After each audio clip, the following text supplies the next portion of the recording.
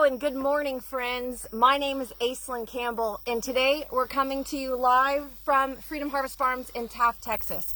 That's about a 25-minute drive into San Patricio County over the bridge from Corpus Christi, Texas. I come out here pretty much every day now to work on these, what I call my market gardens. And they're small market gardens, but as we move out towards the farm at the end of the summer, we'll begin scaling up backyard gardens, chicken coops, more market gardens, and lots of beautiful area around all of our different orchards and all of those different types of things. So today I wanted to give you a tour of these gardens so that you can see what's happening. I'm harvesting out here every single day. Before we get too far into this, I want to remind you of two things. Number one, I got distracted by that finger pointing over there. I need to learn how to not pay attention to Joe on the other side of the screen. Let me introduce you to Joe. He's on the other side of the screen. Say hi, Joe. Hello. So two things. Number one, June the 26th, I will be hosting here on the farm a farm tour and garden talk, and we'll do a little bit of farm tasting, food tasting, maybe some ice cream. Who knows what we'll end up doing. But definitely check that out. There is an event available. I'll drop it in the comments below later on. There is an entry fee for that for both you and your kiddos, your older kiddos. So if you're interested in coming and checking that out, definitely check it out. DM me anything you want to know about that.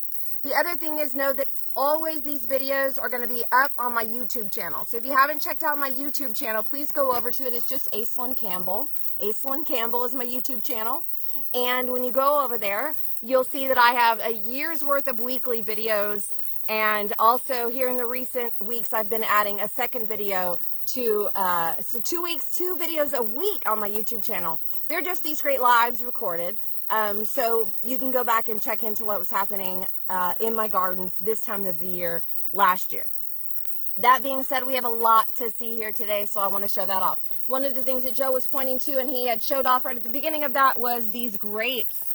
Now, these grapes are not ready yet, but these are wine grapes, and the variety is Spanish Lenoir. They make a red wine blended with blackberries. They make a very delicious wine. My dad is the vintner here, and these are his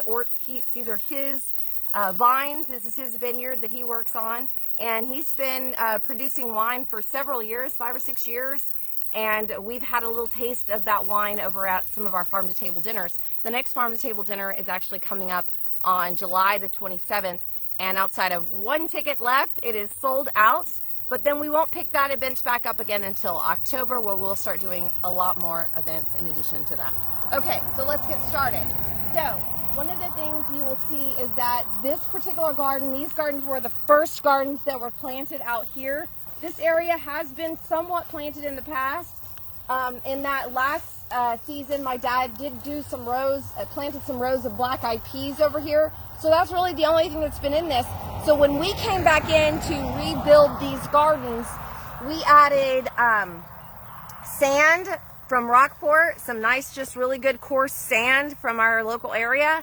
And then we also added some cow manure compost that I've been having delivered from San Antonio, from the New Earth facility, compost facility, topsoil facility up in the San Antonio area. They come and bring 17 yards down for us. So we've had them come down twice this year, and one of the things we did was build up this area. Now, we just had a lot of flooding in South Texas in our region, and for those of you that are gardening down here, you already know what I'm talking about, but I really didn't have a lot of problems. As you can see, I've got a lot of production happening. My gardens were lifted up enough to be up out of the major problems with waters, but absorbent enough to be able to hold water in and then just grow and have continually, now that the heat's going up into the 90s and we're not seeing the rain right now, there's still moisture in my soil, and part of that is some work that Joe did today, or has been doing for me, and that is putting in this nice layer of mulch down here around my garden beds. Now, of course, the weeds will grow up over the mulch if you don't tend it, but some of the things you can do when you're talking about large-scale footpaths like this is You can use your animals. You can put your chickens on a tractor in these areas, your pigs, things like that, and pens and things like that. That's something you could do. Or you could just simply hit it with the weed eater really hard the next time, but before you have a lot of growth coming out into the rows. Hit it well with the weed eater, and then right after you scalp it down to the ground with the weed eater, put another nice layer of mulch on top. Because what you're doing then is just creating a very lifted up topsoil situation on top of the clay soil that we have here. Now you may be, if you're in my area, you may have sand or clay. That's the likelihood. If you go a little bit more inland, you might have a nice mixture of both sand and clay, a little bit more of a sandy loam. Very good stuff to grow in. So we have to add sand out here, and then of course we're adding organic matter with that compost and mulch too. So over here you can see the big thing that I'm harvesting right now is these peas, purple hull peas and black-eyed peas. And I do a, I wouldn't call it chaotic gardening, although I've heard it called that. I do what's called integrated gardening, and it means that I plant a lot of things in there together. Now, I did watch how this particular pea grew, and it did grow to a point of being crowding out pretty much anything else that could grow down inside of there. But as the leaves start to die back a little bit and fall back down to the ground, you'll start to see things poking back up, more things poking back up. And they will have continued to mature and get healthy enough to be able to potentially put on some more product as we keep going. Of course, when it comes to winter squash, that's a really good thing because it's just sitting here vining, putting its fruits on, and the plant is staying alive because there's so much ground coverage and the roots are able to stay healthy, and so the plant can continue to keep producing. Now, I'm picking these almost every day. These are some of the younger beans. I do a pretty good strong harvest where I pull not only the peas that are ready to go, but I also pull what would be considered snaps. So we put the big full-size mature peas as well as the snaps in that. That's the way we like to eat purple hull and black-eyed peas. This would be what I would consider a little bit of an older pea, and of course you can tell that these are a purple hull variety. So I've already harvested this morning about 6 gallons, not shelled, but 6 gallons of peas ready to go. I also have beans on a lot of these rows. So this row is a kind of a long bean. I believe it's a Maxwell, like a really skinny little bean, but really long. Real nice for doing some pickling and like dilly beans, that kind of thing. And then out here on this row out here, I put in a lot of my vining and summer squash and cucumbers. Actually, I'm still harvesting cucumbers from this, and every day I'm harvesting some different types of squash. Over there is a yellow zucchini. Do you see that on the ground over there? One of the things I'm noticing about that is that it's probably looking for a pollinator of its own variety somewhere, and it hasn't, because it just seems to be kind of stuck, and it's odd because a lot of the other fruits are not staying that small. So I'm curious to see what continues to happen with that. You can see that I still have a lot of my broccoli in. I still have some of my cabbages in. These are things, as I mentioned last week in my backyard garden, that I'm just leaving for the bugs to eat. And if I happen to get a head of cabbage or a small head of cabbage off of that, that's great. I definitely can get some florets off of these broccolis as well. Now, one thing someone might say is, okay, well, what if you get an infestation of squash beetles or harlequin beetles or something like that? So then what I would do in that situation, and that's a part of me just getting down, and I'm getting down in these gardens regularly and looking very closely because I've got to get in there and see. I don't want to end up with a cucumber this big that's all yellow and bitter. So I have to keep an eye, especially now that I know these beds are starting to produce on a daily basis. Cucumbers, squash, beans, all of those things, you really kind of have to harvest those things every day. And particularly the cucumbers and the squash, if you don't harvest them every day, you'll end up with cucumbers and squash that are not edible anymore. So once you begin to see setting of any types of fruit, then you know it's time to just keep looking at that stuff on a daily basis. Now back to the harlequin infestation or something like that. Because I'm down here looking at things, I can get an idea of what's going on with this plant. Now if I begin to see some sort of an infestation on this plant that concerns me, lots of harlequin beetles, something like that, then I'll just cut the plant out and throw it over to my chickens or my hogs or whatever, and so that they get access to that stuff. And then it's not really a problem. But otherwise, I'm still getting florets off of these, and also the different types of caterpillars are eating these. And I am not bothered by the caterpillars. I actually like them. They're good pollinators. They're important. The butterflies, all those different types of things. I do squish a lot of cabbage loopers because that's just kind of a pain in the neck. But I can't squish them all, and I'm not going to broad spray this with any kind of chemical, whether it's an organic chemical or a non-organic chemical. Doesn't really matter to me. I don't want to kill the good guys in here, so I pretty much use these two things as my pest control, and I watch for pests. Now, I've told you over and over again that a plant is only going to be infested. Now you can see things are going to get eaten, right? But it's not infested, okay? I'm not seeing like a quantity of stuff. A plant is only infested when it can't fight its own battles, when it's sick, when it has pathogens inside of it, when it's not getting enough of the water that it needs, when it's not getting enough of the nutrients it needs and things like that. So that's the situation where if you see an infestation, cut the plant out. Just get rid of the plant. It's not healthy to begin with. It's the end of that plant's life. But if the plant just has some bug holes on it, or you might see one caterpillar on it or one bug on it, that's not a big deal. Let it be. And some other thing like a yellow jacket or a wasp or something else will come along and eat that and be happy to have that food. Ladybugs, all of those types of things are going to be happy to have that food. I'm super excited about these. These are the hollyhocks I mentioned before. I've got like 3 or 4 plants. They're doing really well. These are biennial, or biannual, I guess is what they would call it. And it's going to put on a really big stalk of beautiful flowers, but it takes 2 years, almost like a, what do you call that? Not asparagus. Starts with an A. It's a, help me out, Joe. Alabama. Not Alabama. Come on. Artichokes. Artichokes, thank you. I'm like, it's a word, I can't think of it. Artichokes. So here you can see, like, okay, I'm looking in this one and it's starting to get a little bit more scraggly. I might go in and just clean it up a little bit so that it doesn't have all of these little spider webs in here. Although the spider webs mean there's spiders, and the spiders are eating the bad bugs, so it's not necessarily a bad thing. But sometimes you might just want to go in there and clean it up a little bit and just get some of the dead growth off of there and just give the plant a little bit more air if you're still trying to get some of the broccoli florets off of it. Okay. One of the things that I'm doing is continually just pulling these vines back up over here on top of this space over here.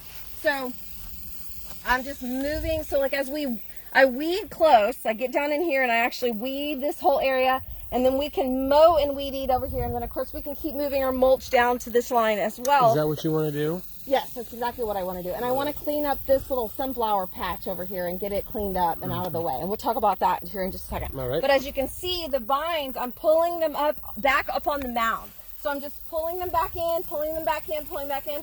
Pretty much this whole section right here is the same plant with some sunflowers popped in there as well. And you can see that there's a few other things. There's maybe one squash vine and a cucumber vine. But for the most part, this is one big bushing winter squash. You see the baby down there? It's like a pumpkin, I think. Probably a small sugar pumpkin. Small one, about that big. Okay? All right. So I'm coming back down this way, down here. What was in that bucket down there that you saw? I saw you looking over there in that bucket. It's just we've already taken one full 5-gallon bucket of green beans, and now I guess you've started the second one. They're purple whole peas. That's what I said. And then over here you can see I pulled out a couple of leeks. We've got a few more at home, so we're going to make some leek soup. And leeks were a little late this season, so I would have liked for them to get a little bit bigger. I don't know that this variety gets much bigger than this, but next season I'll start my leeks a little earlier. The tricky part I had was getting them to germinate. But then you can see these are the size of cucumbers I'm pulling off of that vine down there that I showed you guys just a little bit earlier. We plant pickling cucumbers. These are small cucumbers specifically for making your homemade pickles out of. And you want to harvest them small because as they start to get big, they're not good anyways. These are actually my favorite cucumbers, whether they're pickled or not. I think they have the best flavor. But I also like to grow some other different varieties of cucumbers. So something like this, let's see, where did I put it? This is one that I've been growing this year, and it's a salt and pepper pickle, salt and pepper cucumber. And that's just the variety of it. I'm sure it's called salt and pepper because it's kind of white, and then it has little black spots in it that make it look like salt and pepper. And so these kind of add to the color and prettiness of a jar of pickles with some interesting little pops of different colors and things like that. And when we get over to the other garden, I'll show you a little bit more. I hope you guys are ready because this is going to be a nice long live today. Okay, you can see all of my flowers. I have grown ridiculous amounts of beautiful flowers this year. I've been able to harvest and cut flowers. A lot of these flowers are edible. Zinnia flowers are edible. Bachelor buttons are edible. Sunflowers, of course, you can eat the sunflower seeds. Something else to know about sunflowers is that they're really, really good phytoremediators.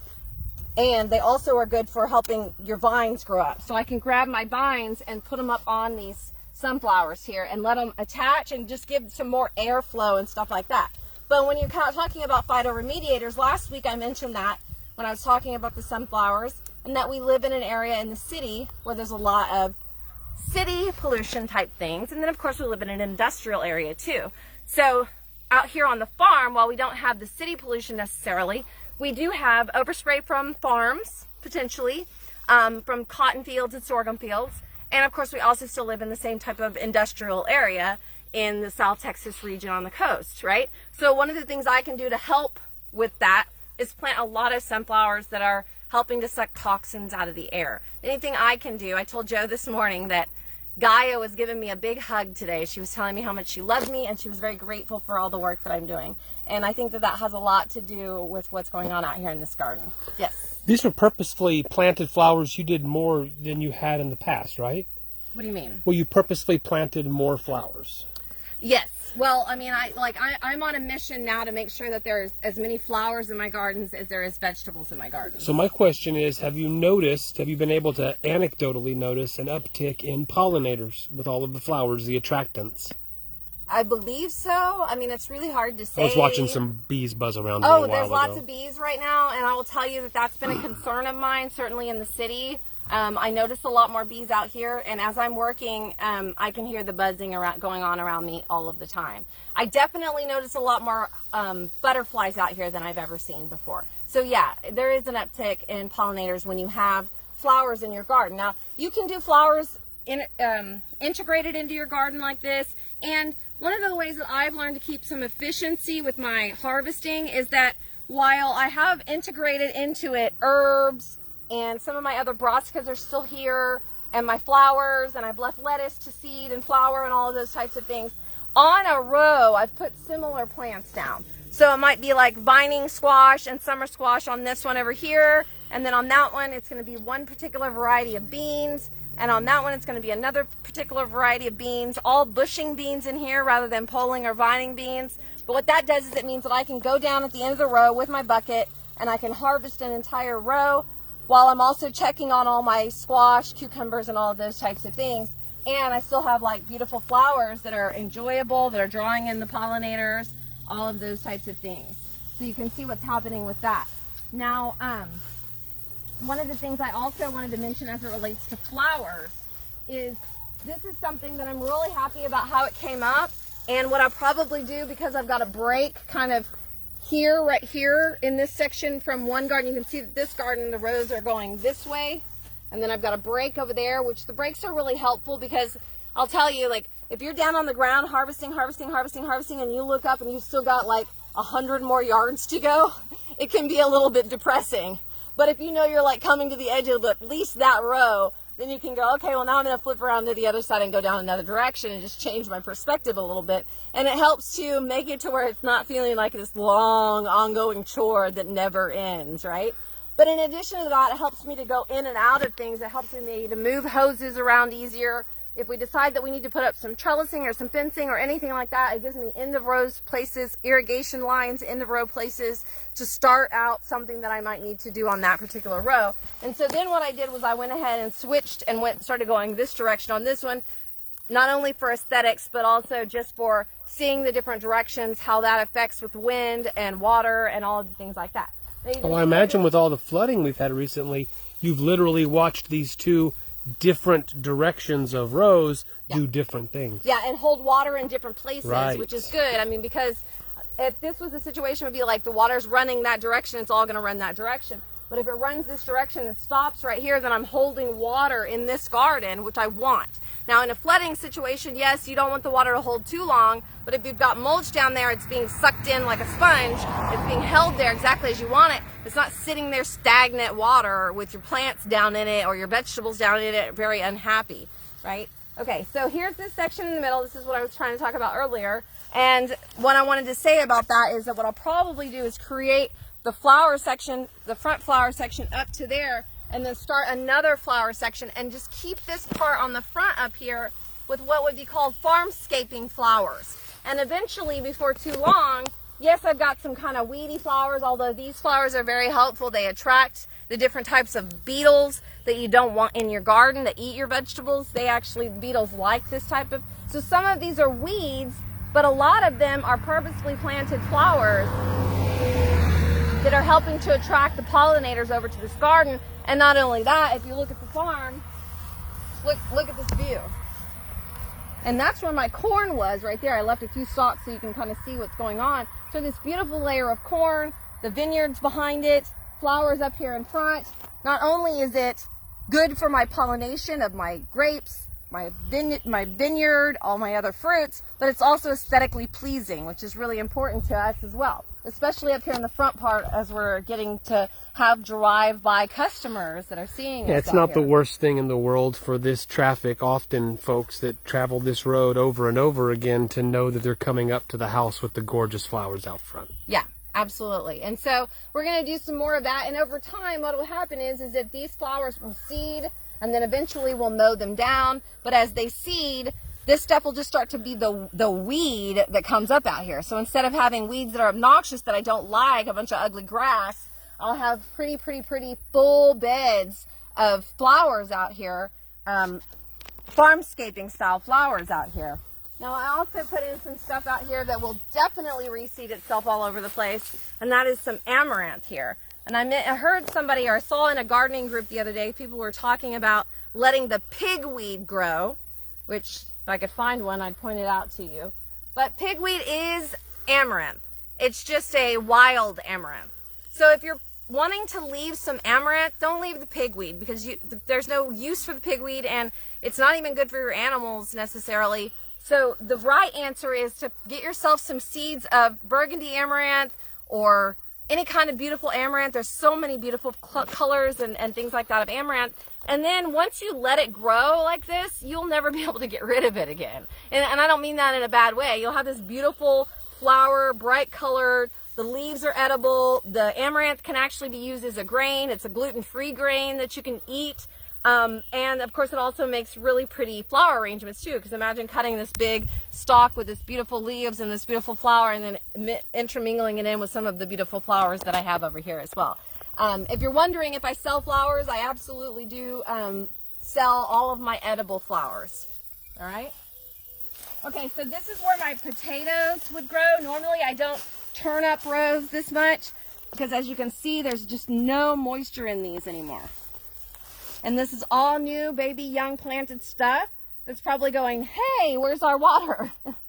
But I planted these and I never put any water down on top of them. So they've managed to make it, even with the heat, even with the water. So the soil and the stuff that I've created out here actually is still holding on to a lot of water, and they're finding what they need to stay happy, stay alive, and to keep growing. So I'm very happy to see that. I probably will water these today because I think they could use a drink.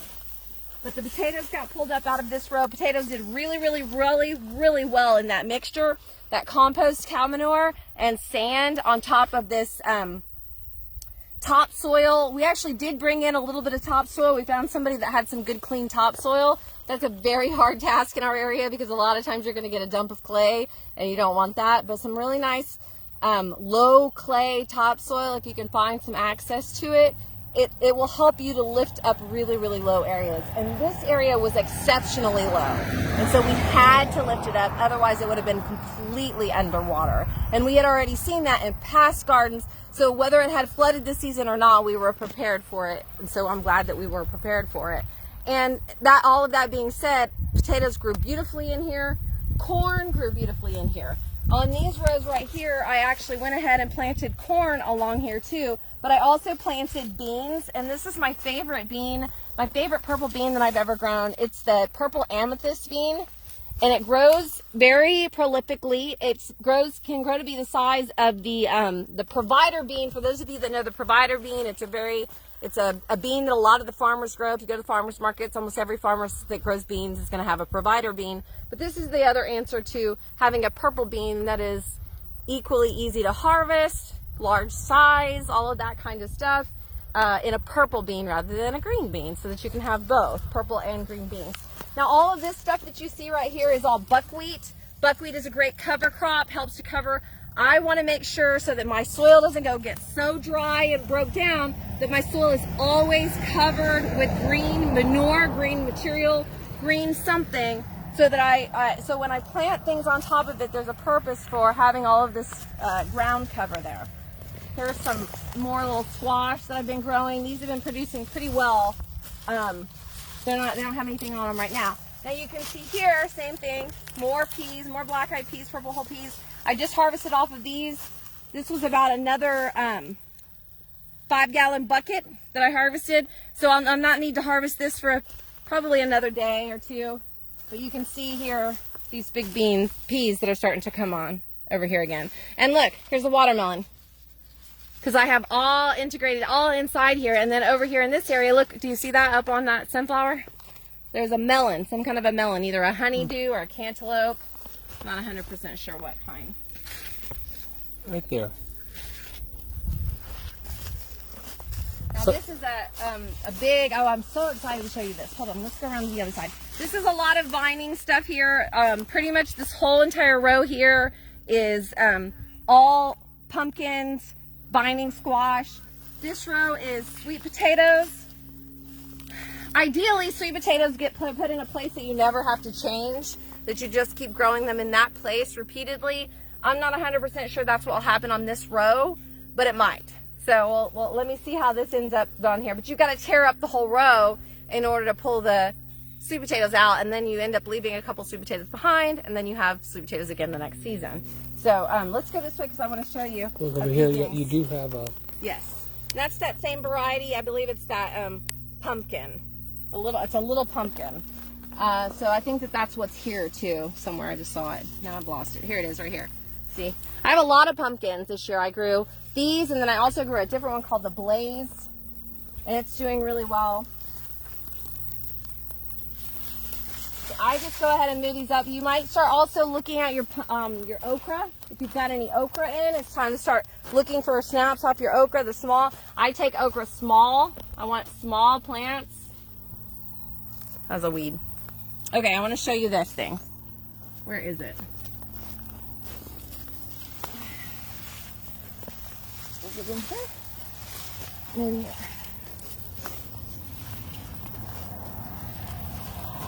There it is. You see it? Oh, wow. It's a pumpkin of some kind. Like a banana pumpkin. Look at that. Or also in line with the, remember those big, look like a big gray dragon's egg? Those were the blue Hubbard squash. It's a Hubbard variety. Okay. That's why, but it's going to turn yellow. It looks like a big banana. It's easily 2 foot long, and I'd say about 5 inches diameter. That's huge. Fun, huh? Something to keep in mind about pumpkins is when you look to buy pumpkin seeds, you need to look at how many pumpkins it's going to put on. Because if you're going to plant a plant that's going to take up such a huge space, you need to be prepared for how many actual fruits you're going to get off of that. And sometimes with some of those things, you're only going to get 1 or 2 fruits off of it. And I already know the second fruit I saw that plant set fell off. So I may not have any other fruit except that 1 fruit from that plant. So those are just things to keep in mind about that as well. Now my sunflower, some of my sunflowers that have set, that are starting to dry out on the vine, I'm going to just let it dry out here because that's going to be the most successful seed. And then I can take this top off here and either roast these seeds and eat them or save them for next season. I don't have to buy those seeds again. Now look, I love this. This is the Cocazelle. Ends up with a little flower. The flower stays on the end. It's a kind of like a zucchini, but it's a summer squash variety.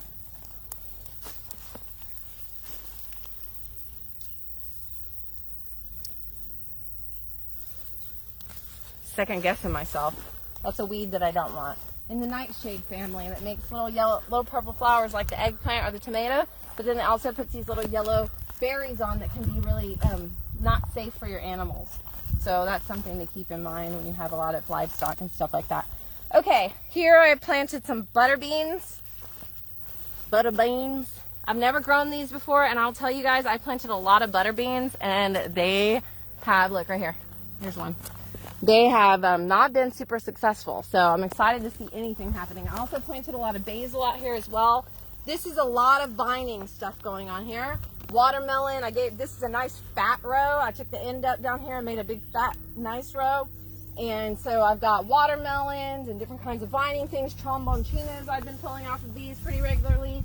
Look right here, Joe. Oh, there's two things there. So this is probably a spaghetti squash right here.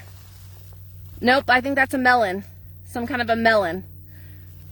And then here is a tromboncino squash. Now, melons, watermelon, cantaloupe, and most of your pumpkins, you really don't want to just cut the melon or the pumpkin off the vine. If it breaks, that's fine.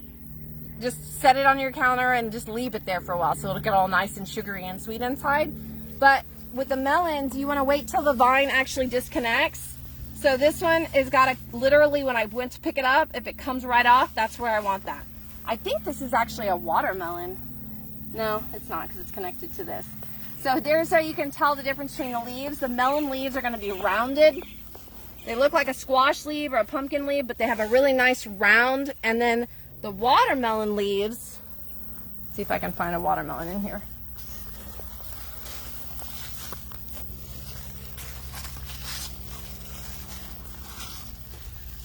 No, I don't have a watermelon in here. I thought I did. That's okay. So anyways, you can see that. Lots of zinnias, lots of flowers. A lot of this stuff will reseed itself, the flowers particularly, and then I'll have a lot of flowers coming up. One of the things that I do harvest flowers so I can deadhead them and save the seeds at home, but I also deadhead and stick seeds just right back in the ground.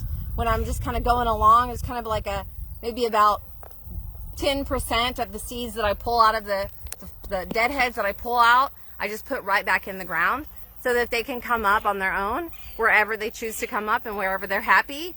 And then I also have seeds to purposefully plant when I'm ready to do that too. Okay, let's walk this way and I want to show you guys. Well, first let's stop here. This is a hugelkultur bed like what I do at home, but this is a big one built with a tractor. Now this is an invasive vine, morning glory. I'm not too bothered by it, but I will go through and weed out some of it and leave it. It makes pretty flowers. It'll draw the pollinators in, of course, as well. But then in addition to that, I put in all kinds of vining squash, pumpkins, different types of watermelon, other types of summer squash down along the edge, lots of sunflowers. Here's some summer squash, boom, boom, boom, boom, boom. Some kind of a melon here is my guess, or cucumber maybe even. Melon of some kind in there, cucumber in there as well. Here's a watermelon right here. That's what the watermelon leaf looks like. Also, the one other thing about watermelons that you can tell the difference is that their flowers are usually a little bit softer yellow rather than this bright yellow. See, this is either a cucumber or a cantaloupe. You can see the difference in the color of yellow and the shape of the leaves. So I'm sure people think I'm kind of crazy when I go on and go, that's a such and such. And they go like, how did you know that? There's just subtle differences. Even though you know it's in the squash family, you can tell which type of squash you're dealing with. Okay, so here, this is fun because these are some acorn squash in here. And what happens is the plant will help by getting rid of, one of the things I always suggest is that you take some of the flowers off of anything, whether it's tomatoes, eggplant, peppers, go ahead and take the flowers off things because it'll produce more successfully. And sometimes it'll do that for you. So it'll just like let some of the flowers and some of the fruit start to rot and they don't get pollinated, so they just kind of fall off. Well, then you've got the other ones over here that are doing really well. So I'm going to have, that's a bushing acorn squash of some kind. Bushing are going to be better for small gardens. So when you're looking for different types of pumpkins, watermelons, cantaloupe, cucumbers, any of that stuff, look for bushing ones. Because if you look for bushing ones, they're more likely to stay contained where you want them to stay, as opposed to vining ones. And then you can see the difference between things that I have here that are bushing and things that I have here that are vining. Now this is that pumpkin I was telling you about. It's the Blaze. And it has been fantastic indeed. However, I will tell you that it was a treated seed. So to be fair, it's not technically organic. There you go. I treat it organically, but it was a treated seed to begin with. So when you pick up that vine and put it back up on top, you're just, seems pretty obvious. You're just contained. Right, I mean, keeping it's going it to where you want eventually, it. but if I can keep it contained, if I can keep the grass growth up there, and we can keep weed eating and mowing and stuff around the bottom down here, and keeping it clean. Somebody weed eated my plants down here. Well, I don't think that was me. No, not this time. Not this time. All right, let's keep going. Now let's go over here where I can show you our Concord grapes that are ready to be harvested. And then a quick glance back that direction. I harvested apples already this season. We've harvested peaches already this season. We'll be harvesting pears before too long, figs before too long. So lots of stuff going on over there. And there's your resources, your mulch, your sand. Mulch, sand, topsoil, and then the cow manure compost is at the very back there in the pasture. This is some more of the Spanish Lenoir wine grapes. But over here,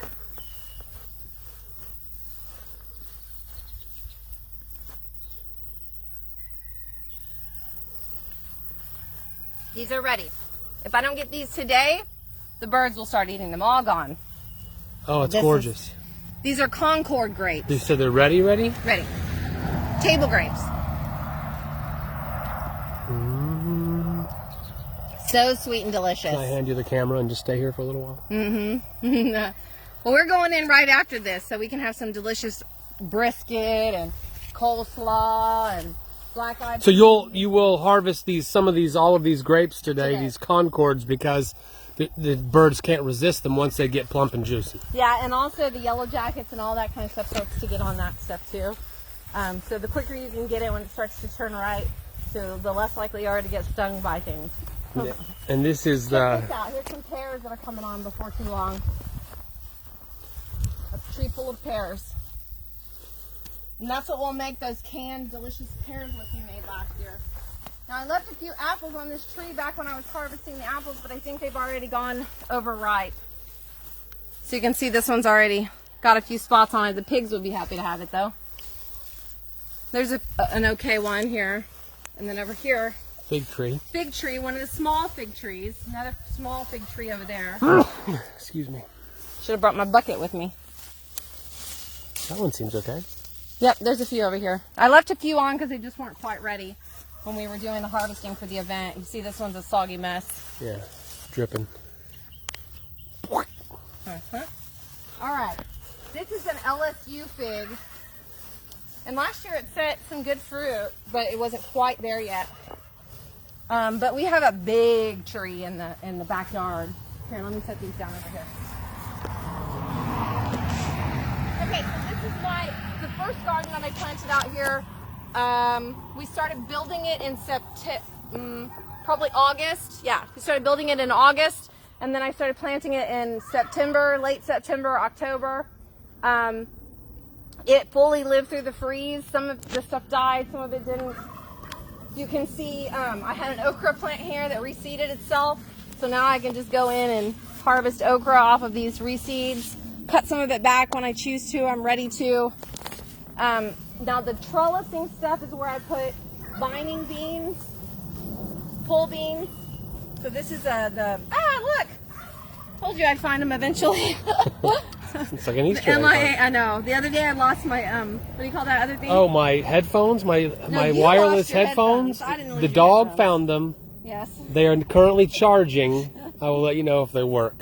This is That was a great Easter egg that day. what's that? Thermocell is the thing that I lost out here the other day, but I A found mosquito it. repeller. Exactly. So. And these days you need it. Yeah, exactly. So okay, so pulling beans, tomatoes. Put my tomatoes up here. tomato doesn't, I don't know if I want to leave that like that. I think I need to leave it like that. Okay. Just taking a look here. All of these flowers. A lot of these flowers reseeded themselves. So gorgeous. Reseeded themselves too. Look at those colors. This is a pulling bean called the rattlesnake. So you can see the rattlesnake bean here needs to be harvested. This is what that other one down there at the other end was, is the red noodle or the yard-long bean. Tomatoes are coming up. My tomatoes were a little bit behind. We talk about cooking those on the podcast tomorrow. We do. We talk about cooking those on the podcast, so you should definitely check out tomorrow's podcast. Starts at, it's live as soon as you get up on Monday morning. As soon as you wake up on Monday morning. So 2 different gardens in 2 different areas in the... This is a tromboncino. Yeah, I love those. They're so much fun. And that's about ready to harvest now. Now, here's the thing that's fun about tromboncinos. I can harvest it green like this and use it like a summer squash. You made a soup with ours the other day. I did. And I think we talk about that on the podcast. We don't. We don't, but we will probably before too long. And we have talked about it in the past for sure on a season 1 episode for sure. Or you can leave this on and it will turn into a winter squash. So it'll get that thick yellow layer on the outside, and then you can preserve it through to the rest of the season. And then hang on to it. So that's the thing. That's the difference with summer squash and winter squash. Winter squash is the kind that you can just leave on your cabinet through to October or whatever, whenever you are out of everything else. Because by the time we get to August, September, October, that's like our dead season. We don't have anything to harvest because we've been going all year long. And we've begun planting again, but we're not harvesting as much. So that's when you're using up all that stuff you've canned, you've frozen, all of your pumpkins, your winter squash, because they've had that nice seal on the outside of them, and they stay where you don't have to store them in a refrigerator or anything like that. So everyone watched us walk the distance from the first garden to this second one. Do you have to keep in mind the 2 geographical differences, or are they close enough together to where they're not that different? I don't understand the question. Well, I was wondering if on this corner of the farm you find different things happening in this garden than the other corner of the farm. Not exactly, but I do know how the water runs through this property, and it runs right through this area, and then it goes right down this path right here. Mm-hmm. And so, and the reason is because there's a we're in a runoff situation where there was a creek that actually used to flow through this property and go down this line back here into the back, and there's a big drainage ditch that goes out into the Copano Bay out there. Mm-hmm. And so that's just something to keep in mind, in that we're putting less chemicals on this particular piece of land. Now, that stuff comes from other places, but if you think about the runoff that's happening from our soil and our agriculture and the things we're doing, it's going right out into our Copano Bay. And right out in our Copano Bay is where we're now harvesting our own oysters locally. So things to keep in mind about how we use our land. I also noticed that this garden has what looks to be a pretty sophisticated irrigation system. Yes, my dad did build a fully permanent irrigation system for this garden.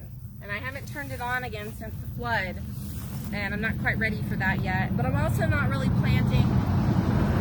I might plant some more larger plants, but I'm not planting any more seeds because the soil starts to get too hot. Once you start hitting those 90-degree temperatures, the soil temperature, we've had this much humidity, we've had this much water in the soil, that micro stuff is heating up like crazy. The soil's getting really hot. It's time to stop planting seeds at this point. So, did you see me harvest that cucumber? Might have missed it. Watch out for my babies down there. Always a fan of... Let me take this little yellow squash because it's a little too ripe.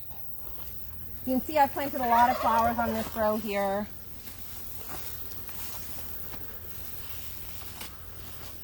Check that out.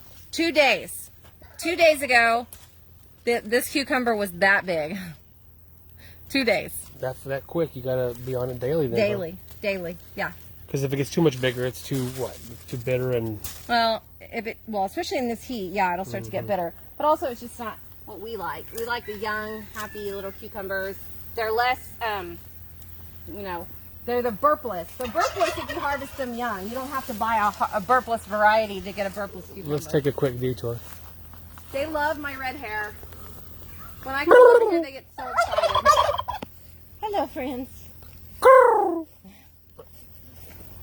Cooing at the turkeys now.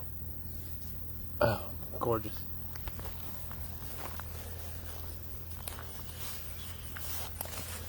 Harvesting all these cucumbers. Got to keep an eye out for them. I don't want to rush you along at all, but your mom's inside cutting up cucumbers for a cucumber tomato salad right now, and it smells so good inside. Oh, delicious. Okay, so here's a poblano pepper. I've already been harvesting off a bit. I do like to go along and kind of knock some of the flowers off every once in a while. That helps to let the ones that are setting to do better. I've done lots of serrano peppers. Well, I've had lots of serrano peppers. You can see here, lots of those. And then down here, let's see. Here's another cucumber. I'm telling you guys, 2 days later. 2 days. I got a bucket loads of stuff. You need a basket. I know, I do. I need my bucket from over there. This is a Suyo Long. They've done pretty good. They've done pretty good. Cool. Okay, this is what I wanted to show you guys. This is an Anaheim. Oh, that's pretty. Check this out. So I'm watching them because I really want to get the big ones, several of the big ones, so we can do a chili relleno. But if they get a spot on them, I have to harvest them. So I'm really watching these peppers very close. Look how big this one is. So this is what you'd make that delicious chili relleno with. And I can't eat chili relleno out most of the time because they use flour. So at home we can use arrowroot. Because for those of you that don't know, I'm gluten intolerant. My body does not like wheat at all anymore. See some more of these yard long beans. So if you want to grow a good pole bean, red noodle yard longs. They're great, and they're great to show your kids. It's fun. The rattlesnake beans are a good one too. Here's another one of those salt and pepper cucumbers. Oh yeah, it shows you a little bit better, the black dots. Mm-hmm. And then I've got an overgrown, crazy yellow fin striped zucchini that's starting to grow there. This is a chili piquin, and this will put in lots of little tiny hot peppers. And those are really good to use if you're making a pepper sauce of some kind. Okay, how do we get around now? Can you step over this without stomping it? I will do my best. Okay. Here's another Anaheim, I think. I believe that's what it is. So an Anaheim. This is a tansy. It's an herb, a medicinal herb. And it's actually really good for pest control. So just having this here on top of attracting the pollinators with the pretty yellow flowers, the little yellow button flowers, of course you can use this in a really nice arrangement. Particularly helps with insect repellent. So it actually helps with repelling here in the garden. But if I harvest it, put it on the table where I'm hanging out, the flower actually will help with the repelling of that as well. Talking about deadheading like cilantro now, because these seeds can either be ground and used for for seasoning, or I can just replant them again later on. And of course, they're also going to replant themselves like crazy too. Here's my lettuce row. This was a black-seeded Simpson reseed, meaning that I had used past seeds to cover this entire row. You see a cucumber? I see a caterpillar on that dill right there. Oh yes, that's why this time of year, dill is for the caterpillars. Look at the little bee right there on that yellow flower. Mm-hmm. What's on my glasses? But you were talking about deadheading your lettuce. Yes. So this lettuce actually was reseeded. It was a row of the black-seeded Simpson. Now the black-seeded Simpson gets very bitter very fast. So a lot of this stuff, as soon as, even in the summertime, in the wintertime when our temperatures were still in the 80s on some days, it was getting too bitter. But look at how it just covered this entire row later on, and now I've got billions more lettuce seeds to plant. So I'll never have to buy black-seeded Simpson lettuce seeds again unless I just choose to. Harvesting off this Swiss chard now. I just did a nice harvest the other day, and it's growing really well in this little patch right here. I can still harvest off my Brussels sprouts. Checking all my okra stems to make sure there's none there. Checking any cucumbers I have, making sure that there's no cucumbers on that vine there. Hold on, let me show you one more type of cucumber. It's gonna be right here, somewhere right here. Do I see one? I see the leaves, but I don't see the cucumber. Okay, well, I'm going to tell you about it anyways. This is a rounded leaf, more of a rounded leaf, and it's the Armenian cucumber. which is actually in the family closer to a cantaloupe. It's a muskmelon, and it actually doesn't get bitter in the summertime. So I always make sure that I have some Armenian cucumbers growing. That way that I can extend the season of cucumbers, how long I can grow cucumbers, because they will still continue to keep. Here it is right here. So here's a little bitty one. And you see how round, nice and round these leaves are? So more like a cantaloupe, like a muskmelon. Here's some more of those amethyst purple beans. I'm also still harvesting from my Brussels sprouts. So I left my Brussels sprout stalks in, and then I can just go back in and pop these off, and as the plant just keeps growing up and up. Now eventually, like I said, with the broccoli and all of that stuff, if I get into a situation where I start to see an infestation of bugs, I'll just cut that plant out. But for now, it's still producing for me. Here's another poblano that's starting to put on. Just kind of knock off some of those flowers, because it's starting to get too many flowers on it. And you don't want it to spend too much time creating flowers, not enough time putting its energy into making these beautiful peppers.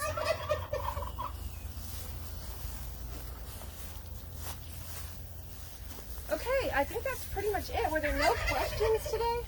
So a lot of hellos, a lot of looks beautifuls. Good. Awesome, awesome, awesome. Well, if you guys have any questions, it was a change of scenery for the folks that watch every week. If you guys have any questions, please just drop them in there below. I'll go back to it a little bit later on. I'm going to go inside, not come back out here until it cools off a little later on this evening. And just reach out to me, that kind of thing. And for those of you that don't know, I do backyard garden coaching. I do meetings and consultations and coaching sessions here at the farm. I can do a consultation on your property to just give you an idea of the direction, whether you're doing a backyard garden or whether you're doing homesteading, give you an idea of where to get started, where I would start, because a lot of times it's a big chunk to bite off, and knowing where to start is the first step in moving in the direction. Whether it's fast or slow, taking one bite off helps you move in the right direction that you want to move into. And so reach out to me so that I can help you out with that. And then, of course, if you have any other needs, just reach out to me. Don't forget, I also do Aislynn's Overflow of Abundance online farm stand. That's a special group. If you're interested in that and you don't know what I'm talking about, send me a message, and I will also drop the link down in this comments. I'll drop all kinds of links down in here today so you guys know where to find some things. Aislynn's online Overflow of Abundance is about me selling the excess produce that we're not using or canning or freezing for our own purposes. What's the difference in taste between a regular cucumber and an Armenian cucumber? There's not really much difference. It's just that you're not going to get into that bitter burpy stuff that you get into with some of the cucumbers. I don't grow a lot of the types of cucumbers that do that anyways. I do have a few Space Masters or what do you call them? The straight eights. I have a few of those straight eights, divas and things like that. But generally I don't grow those types of cucumbers, so the slicing cucumbers. So it's a little bit more in alignment with the slicing cucumber. It's really sweet. So not so sweet as a cantaloupe, but like this fresh, sweet cucumber flavors. And then, like I said, it's going to be the one that you're going to be able to grow through almost all summer long if you can keep it watered and keep it from dying from other things. Then you can still harvest off of it because the flavor, and it grows big. Like it'll grow a cucumber the size of that big freaking thing that we saw earlier today. 2 foot long and this big around. And then you can make a big old pot of some of that delicious cucumber soup. That's what we like to do with kind of some of our late season. It's a cucumber for giants. It's a cucumber for giants. That's it. That's it. Okay, you guys, I love y'all so much. I'm so thankful to be here with you. Thank you for being with me. Please come and join me on June 26th. Check out the podcast. Go check out my YouTube channel. Subscribe and stay in touch. Have a great Sunday.